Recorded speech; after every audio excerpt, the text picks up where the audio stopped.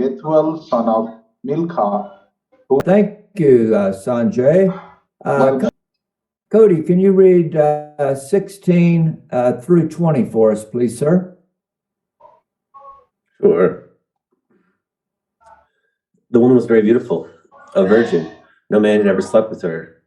She went down to the spring, filled her jar, and came up again.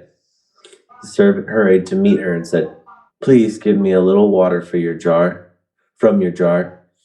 "Drink, my lord," she said, and quickly lowered the jar to her hands and gave him a drink.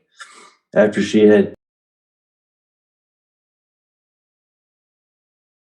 Yeah, that Yes. was terrible. That was terrible. Yeah. Hey, Steve, real quick, are we having our guest at noon today?